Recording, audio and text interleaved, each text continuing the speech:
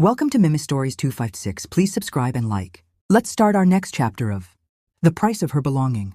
The car came to a stop, its headlights casting a soft glow on the girl who still stood by the roadside. Seeing her small frame illuminated against the darkness, the man stepped out, his heart tugged by the sight.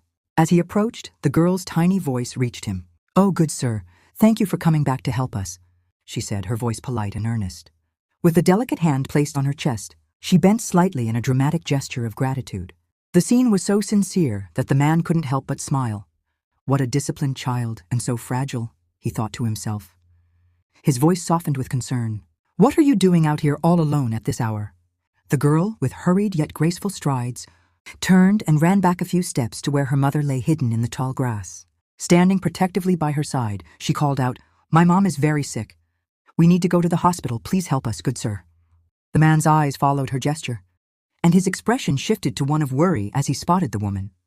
She lay on her side, partially covered by the grass, her breaths shallow and irregular. "Wait here, give me a minute," he said firmly, his tone calm but urgent. He turned and quickly made his way back to the car, his mind racing with the image of the sick woman and the desperate girl. Inside, he relayed the details to his family. "There's a woman lying by the road.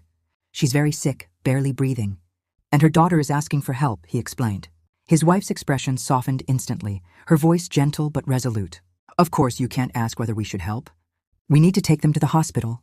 But the older woman, her tone sharp and unforgiving, interjected immediately. "Of course not.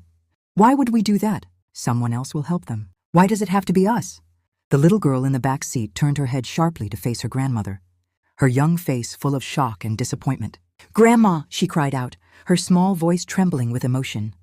The older woman's lips thinned, her sharp tone faltering as her granddaughter's gaze pierced her. She shifted uncomfortably, trying to regain control of the situation. "What I mean, darling," she said, softening her tone in a feigned explanation, "is that I'm already old and sickly as it is. Bringing someone who is ill could put my health at risk. I might get infected too." The man shook his head as he turned to his mother, his tone firm but respectful. "Don't worry about that, Mom. We'll put them in the second car." His words left no room for argument. Feeling her position slip away, the older woman let out a disgruntled hump and folded her arms across her chest. "Fine," she said reluctantly, her displeasure clear.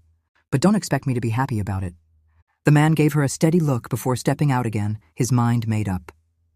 Behind him, the little girl stared at her grandmother, her face still a portrait of disappointment. While the older woman avoided her gaze, pretending to look out the window, the man carefully lifted the frail